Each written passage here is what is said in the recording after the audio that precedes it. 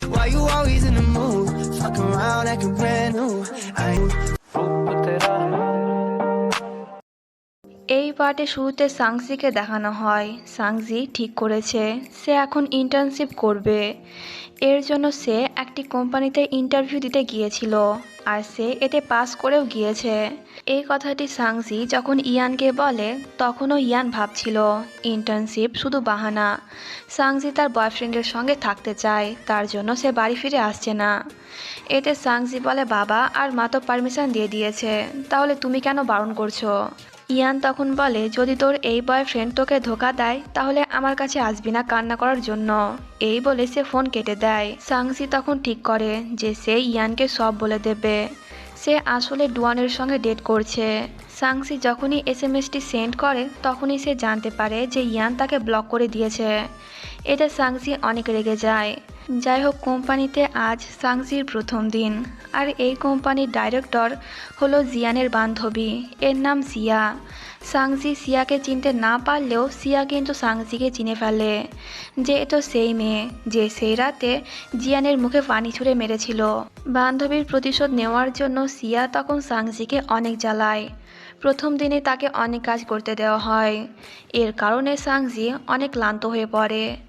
অফিসে এসে সে ডুয়ানের জন্য অপেক্ষা করছিল। তখন তার মা তাকে ফোন করে এবং জিজ্ঞাসা করে যে প্রথম দিন তার কেমন গেল। এতে সাংজি বলে অনেক ভালো। তখন সেখানে ডুয়ান একটি ফুলের বুকে নিয়ে আসে। ডুয়ানকে দেখে সাংজির মুড ঠিক হয়ে যায়।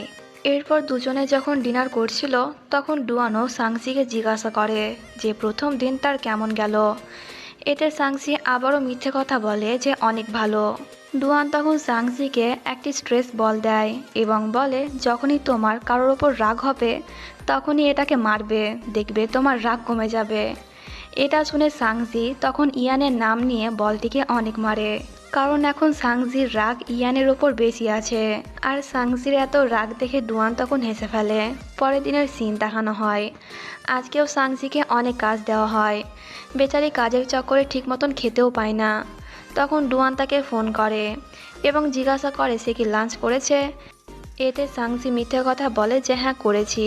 তখন সেখানে সিয়া এসে সাংজিকে বকা দেয়, কারণ কাজের টাইমে ফোন করা নিষেধ। এটা শুনে সাংজি তখন তাড়াতাড়ি করে ফোন কেটে দেয়। দুজনের কথা ডুয়ান শুনে নিয়েছিল, তাই সাংজিকে নিয়ে তার চিন্তা হয়। সাংজির কাজ করতে করতে রাত হয়ে যায়, সবাই একে একে বাড়ি চলে যায়।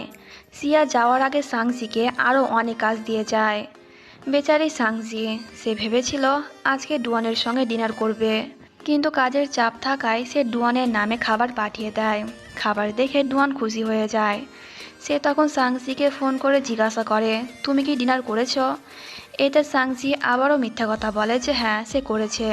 ডুয়ান তখন জিজ্ঞাসা করে তার কি কাজ এখনও শেষ হয়নি? এতে সাংজি বলে না, এখনও একটু কাজ বাকি আছে। ডুয়ানের তখন সাংজিকে নিয়ে অনেক চিন্তা হয়।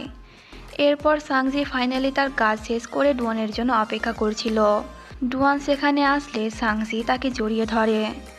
সাংজিকে দেখে ডুয়ান বুঝে যায় যে সে অনেক ক্লান্ত। ডুয়ান তখন জিজ্ঞাসা করে তুমি কি ঠিক আছো? এতে সাংজি বলে আগে ছিলাম না, কিন্তু তোমাকে দেখে আমি চার্জ হয়ে গেলাম। ডুয়ান তখন বলে তাহলে আমারও চার্জিংয়ের দরকার আছে, কারণ আমিও অনেক ক্লান্ত। এতে সাংজি তখন তাকে জড়িয়ে ধরে। সারাদিনের কাজ শেষে দুজনে এইটুকুই সময় পায় একে অপরের সঙ্গে থাকার, কিন্তু দুজনের এই কিউট মুহূর্ত ভঙ্গ হয়ে যায় সিয়ার ফোন কল দিয়ে। সিয়া তখন সাংজিকে আরও অনেক কাজ দিয়ে দেয়।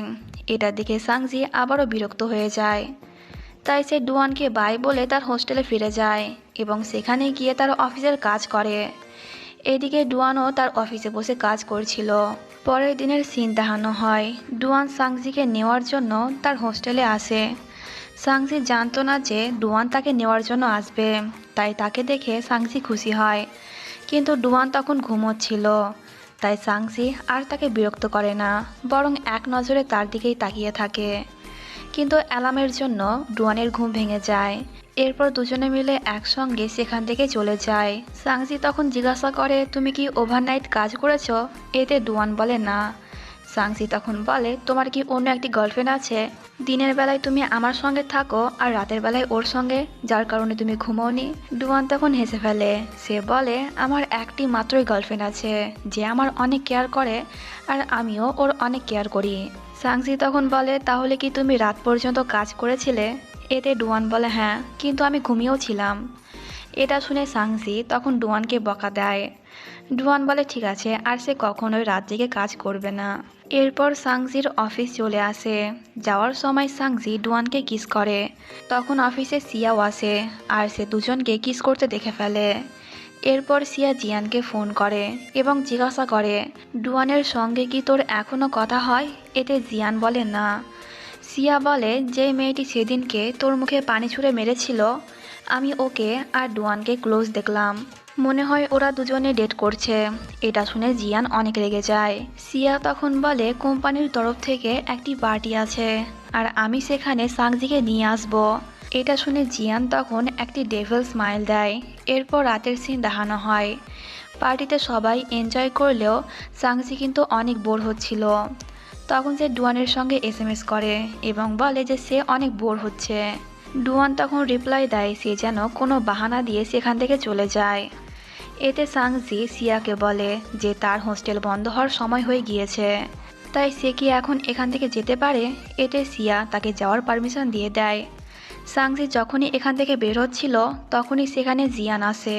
জিয়ানকে দেখে সাংজি তখন তাকে ইগনোর করে সেখান থেকে চলে যায়, কিন্তু জিয়ান তার পেছন পেছন যায়। সে বলে, তুমি কি ডুয়ানের সম্পর্কে সব জানো? ওর ওপর এখন অনেক ঋণ আছে। কোনো মেয়ে চাইবে না ওর ওপর টাকা খরচ করতে আর সময় নষ্ট করতে। এতে সাংজি বলে, কোনো মেয়ে করুক বা না করুক, কিন্তু আমি ওর ওপর টাকা আর সময় দুটোই নষ্ট করব।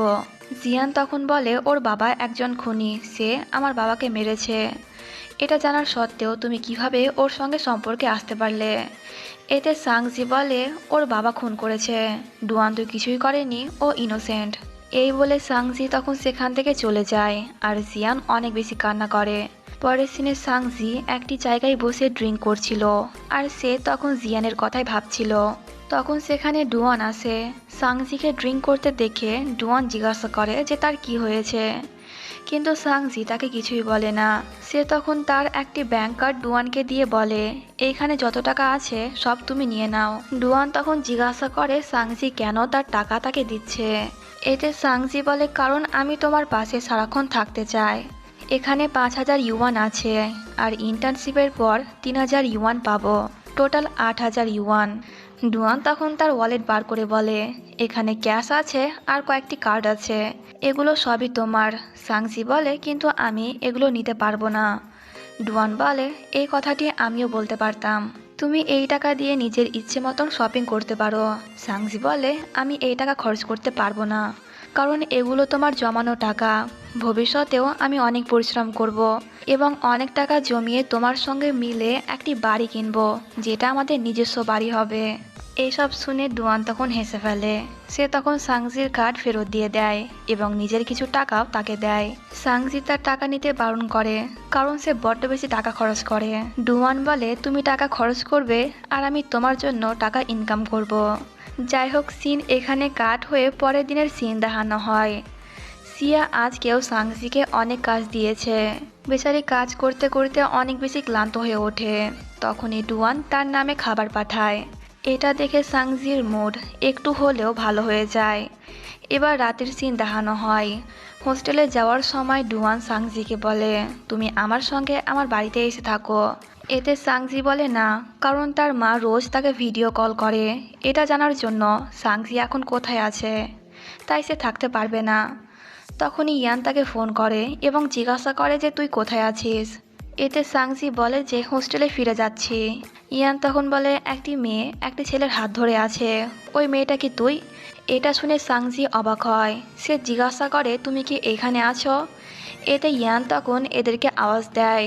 ইয়ানকে দেখে দুজনেই অবাক হয়, কিন্তু ইয়ান তো বেশি অবাক ছিল যে তার বেস্ট ফ্রেন্ড এখন তার বোনের বয়ফ্রেন্ড। সাংজি তখন ইয়ানের রাগ ভাঙানোর চেষ্টা করে।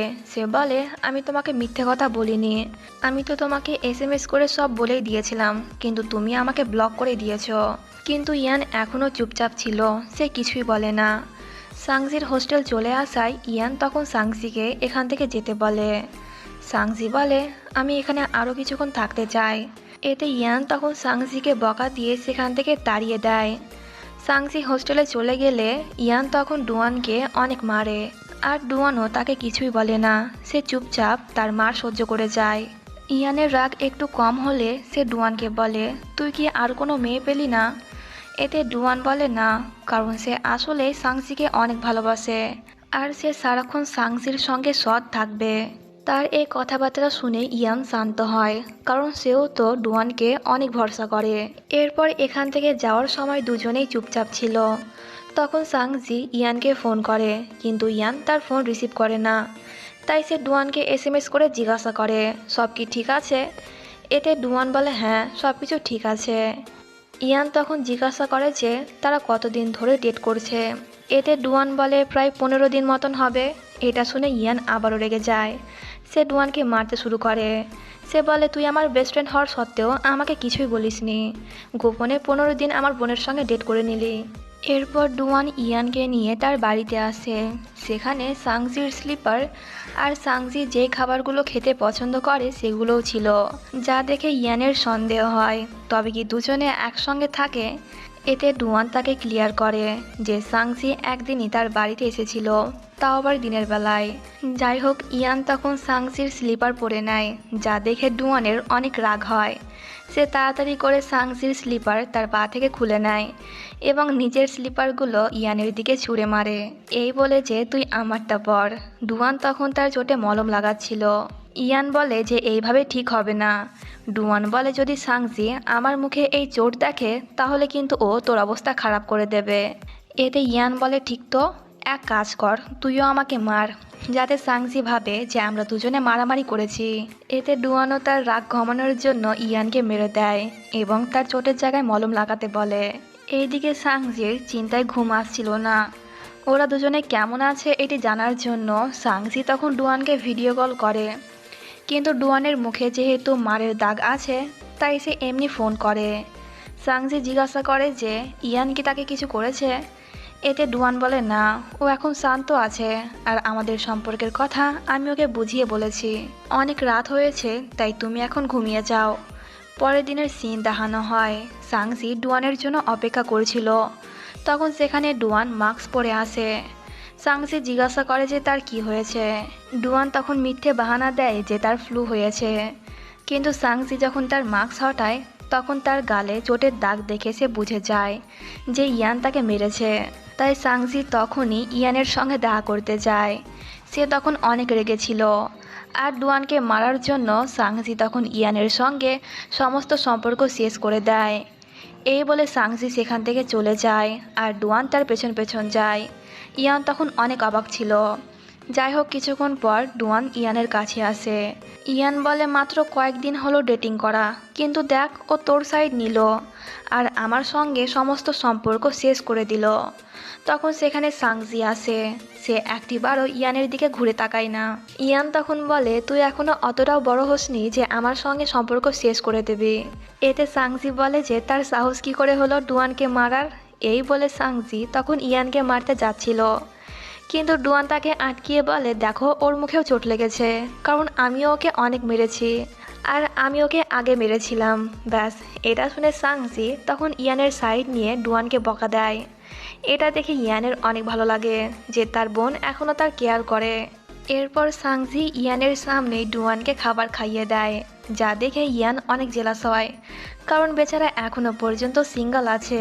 সে এদেরকে থামতে বলে, কিন্তু এরা তো ইয়ানকে দেখানোর জন্য আরও বেশি বেশি রোম্যান্স করে, বেচারা ইয়ান। যাই হোক, এবার রাতের সিন দেখানো হয়। ডুয়ান সাংজিকে তার হোস্টেল পর্যন্ত ছেড়ে দেয়।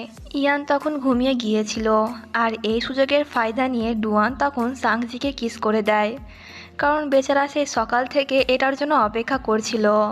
যাওয়ার আগে সাংজি ইয়ানকে মেরে তার ঘুম ভাঙিয়ে তারপর সেখান থেকে যায়। এরপর এরা যখন যাচ্ছিল তখন ডুয়ান ইয়ানকে বলে, আমি তোকে বাড়িতে ছেড়ে দিয়ে অফিস চলে যাব।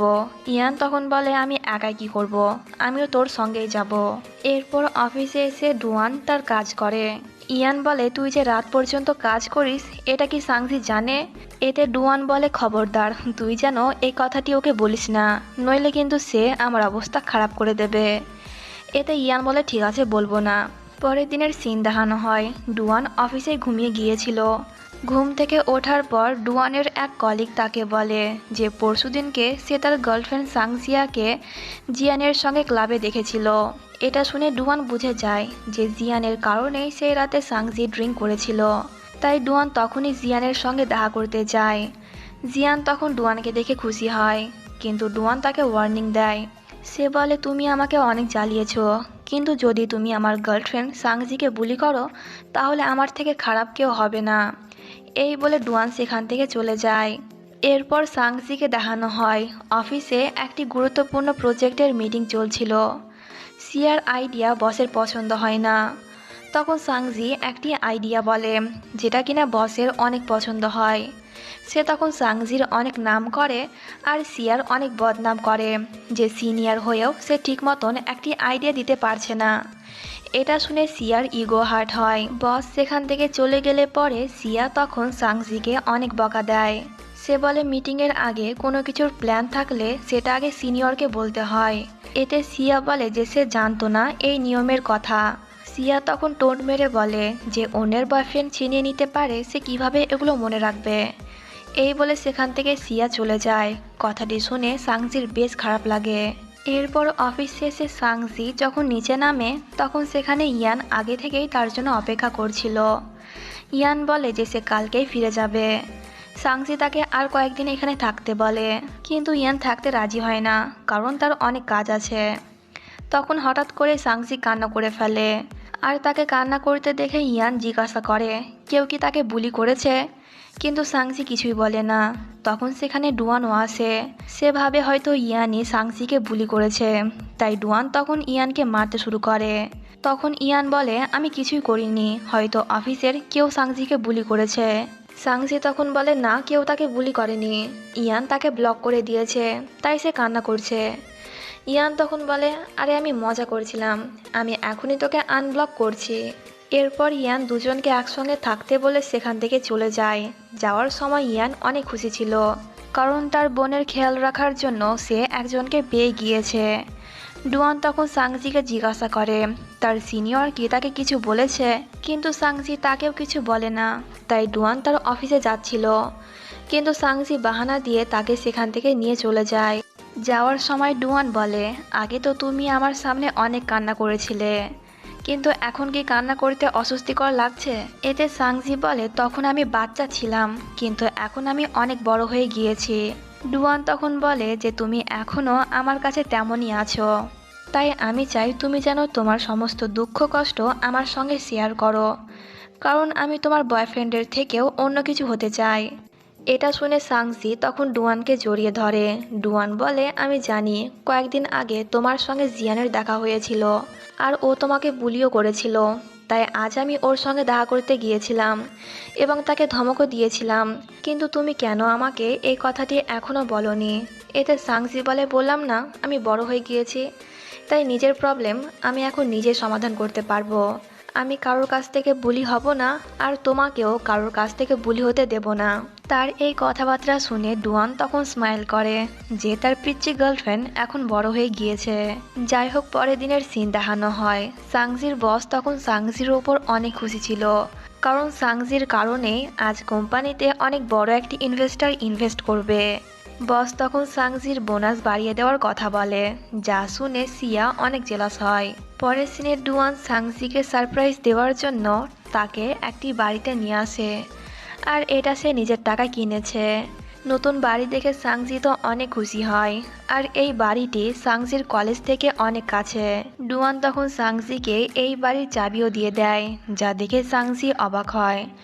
ডুয়ান বলে এই বাড়িটা আমার আর তোমার, তাই তোমার কাছেও একটি চাবি থাকা দরকার। যাই হোক, এরপর সাংজি তার হোস্টেলে ফিরে যখন কাজ করছিল তখন হঠাৎ করে এসি খারাপ হয়ে যায়। প্রচণ্ড গরম হওয়ায় সাংজি তখন তার কাজ করতে পারছিল না, আর এখন যেহেতু ছুটি চলছে তাই কোনো মেকানিকও পাওয়া যাবে না। সাংসি তখন ডুয়ানকে এসএমএস করে এই সমস্যার কথাটি বলে। ডুয়ান তখন এক কথায় সাংজিকে তাদের নতুন বাড়িতে আসতে বলে। এতে সাংজিও আসতে রাজি হয়ে যায়। ডুয়ান তখন নাইট ড্রেস পরে গেম খেলছিল, যা দেখে সাংজি কিছুটা নার্ভাস হয়। এরপর সাংসি তার কাছে আসলে ডুয়ান তখন সাংসিকে তার পাশে বসিয়ে তাকে গেম খেলা শেখায়। আর এই কারণে দুজনে একটু কাছাকাছি চলে আসায় সাংসি তখন আবারও নার্ভাস হয়ে যায়। সে এখান থেকে উঠে চলে যাচ্ছিল, কিন্তু তার চুল ডুয়ানের জামার সঙ্গে আটকে গিয়েছিল। তাই সাংজি যখন তার চুল খুলছিল তখন ডুয়ানের হার্টবিট অনেক বেড়ে গিয়েছিল। সে হঠাৎ করে সাংজিকে কিস করে দেয়। এরপর আর কি স্টার্ট হয় রোম্যান্স। কিন্তু ওই যে নার্ভাসনেস, সাংজি আবারও অনেক নার্ভাস হয়ে যায়। তাই সে দৌড়ে তার রুমে এসে অনেক বেশি ব্লাশ করে। এইদিকে ডুয়ান তাদের কিসের কথা ভেবে অনেক খুশি হচ্ছিল। পরের দিনের সিন দেখানো হয়। ডুয়ানের ঘুম থেকে ওঠার আগে সাংজি তার অফিস চলে গিয়েছিল। আর যাওয়ার আগে সে ডুয়ানের জন্য অনেক ব্রেকফাস্ট তৈরি করেও গিয়েছিল। যাই হোক, ডুয়ান সেখানে সাংজির একটি নোটবুক দেখতে পায়, যেখানে তার সমস্ত ছুটির প্ল্যানিং লেখা ছিল। মানে কোন ছুটিতে সে কি করবে তাই লেখা ছিল। এইদিকে সাংজিকে দেখানো হয় আজকেই তার ইন্টার্নশিপ শেষ হয়ে যাবে, তাই যাওয়ার আগে সে তার সমস্ত কলিগদের গিফট দেয়। এরপর সাংজি সিয়াকেও তার উপহারটি দেয় এবং সে তাকে থ্যাংক ইউ বলে, কারণ প্রথম সে এসবের কিছুই জানতো না। সিয়া তাকে বকা তো দিয়েছে, কিন্তু এর জন্যই সাংজি অনেক কিছু শিখে গিয়েছে। এরপর সাংজি সিয়াকে বলে যে আমি কারো বয়ফ্রেন্ড চুরি করিনি। আর হ্যাঁ, আপনার বান্ধবীকে বলবেন ও যেন একটু চেক আপ করিয়ে নেয়। এই বলে সাংজি সেখান থেকে চলে যায়।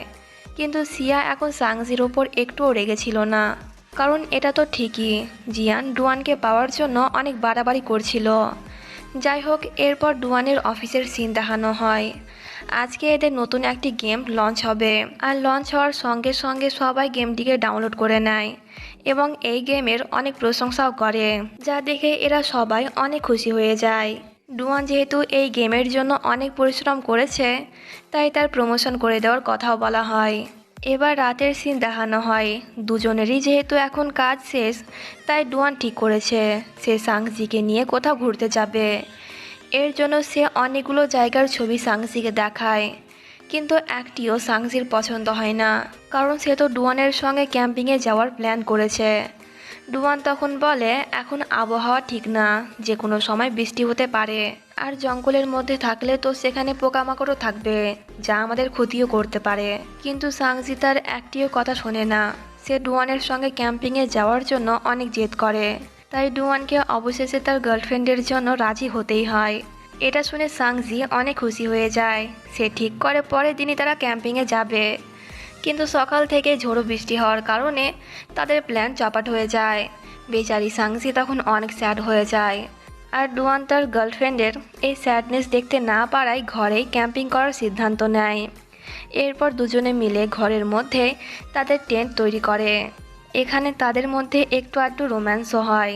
তখন সাংজির মা তাকে ভিডিও কল করে, তাই সাংজি ডুয়ানকে বাইরে বার করে দিয়ে নিজে টেন্টের ভেতরে ঢুকে কল রিসিভ করে এবং সে তার মাকে বলে যে সে তার বান্ধবীদের সঙ্গে ক্যাম্পিংয়ে এসেছে। এটা শুনে তার মা আর বাবা তখন সাংজিকে বলে সে যেন বাইরের পরিবেশটা একটু তাদেরকেও দেখায়। বেচারি সাংজি পুরো দমে ফেসে গেল। সাংজি তখন বলে আসলে অনেক বৃষ্টি হচ্ছে, তাই তারা বাইরে ক্যাম্পিং করতে যেতে পারেনি। এর জন্য সে তার এক বান্ধবীর ফ্ল্যাটে ক্যাম্পিং করছে। এই বলে সাংজি তখন ফ্ল্যাটের চারিদিকটি তার বাবা আর মাকে দেখায়। তার মা আর বাবা যাতে জানতে না পারে যে তার সঙ্গে ডুয়ানও আছে, তাই ডুয়ান তখন মেঝেতে শুয়েছিল। কিন্তু হঠাৎ করে সাংজি ডুয়ানের ওপরে পড়ে যায়। তার বাবা আর মা জিজ্ঞাসা করে তার কি হলো, সে কি ঠিক আছে? সাংজি তখন বলে হ্যাঁ ঠিক আছি, আসলে এখানে একটি বক্স ছিল, কিন্তু ইয়ান তো বুঝতে পেরে যায় সেখানে কোনো বক্স না, বরং ডুয়ান আছে। এরপর সাংজি তার মাকে বাই বলে ফোনটি কেটে দেয়। দুজনেই তখন হাঁপ ছেড়ে বাজে। এরপর তারা গেম খেলে এবং অনেক মজা করে। এইভাবে গরমের ছুটি শেষ হয়ে যায়। সাংজির সমস্ত রুমমেটও ফিরে এসেছে। জিং তখন বলে কলেজে একটি কম্পিটিশন হবে, তো তোরা কি তাতে অংশগ্রহণ করবি? এটা শুনে সাংজি অনেক এক্সাইটেড হয়ে যায় এবং তারা চার বান্ধবী মিলে এই কম্পিটিশনের জন্য প্রস্তুতি নেয়। এরপর জাতীয় ছুটি পড়ে, তাই সাংজি কয়েকদিনের জন্য তার বাড়িতে ফিরে আসে। আর তাকে পিক করার জন্য ইয়ান আসে। সাংজি বলে, তুমি তো বলেছিলে যে আমাকে পিক আপ করতে আসবে না, তাহলে কেন এলে? এতে ইয়ান বলে, তোর বিএফ সে সকাল থেকে আমাকে জ্বালিয়ে খেলো, বারবার ফোন আর এসএমএস করে, যেন আমি ঠিক মতন তার গার্লফ্রেন্ডকে বাড়ি নিয়ে যাই। এতে সাংজি বলে, চিন্তা তো করবে, কারণ আমি যে ওর একমাত্র গার্লফ্রেন্ড। এরপর সাংজি বাড়িতে ফিরে আসেন। তার মা আর বাবা সাংজিকে দেখে অনেক খুশি হয়। সাংজি তার রুমে এসে ডুয়ানকে ফোন করে। মাত্র কয়েক ঘন্টা হলো তারা একে অপরকে দেখেনি, এর মধ্যে তারা একে অপরকে মিস করতে শুরু করেছে। আর ঠিক সেই সময়ে সাংজির মাও তার রুমে আসে। সাংজিকে একটি ছেলের সঙ্গে এইভাবে কথা বলতে দেখে তার মা বুঝে যায় যে তার মেয়ে এখন কারোর সঙ্গে ডেট করছে। তাই সাংজির মা তখন এই কথাটি সাংজির বাবাকে বলে। এটা শুনে সাংজির বাবা অবাক হয়। তার বাবা আর মা তখন সাংজির সঙ্গে কথা বলে। তারা তখন সাংজিকে জিজ্ঞাসা করে যে সে কবে থেকে ডেটিং করছে আর তার বয়ফ্রেন্ডের নাম কি, সে কি কোনো জব করে নাকি সাংজির সঙ্গে কলেজে পড়াশোনা করে, আর তার ব্যাকগ্রাউন্ড কি। এতগুলো প্রশ্ন শুনে সাংজি তখন বাহানা দিয়ে সেখান থেকে চলে যায়। আর এখানে পার্ট 3 শেষ হয়ে যায়।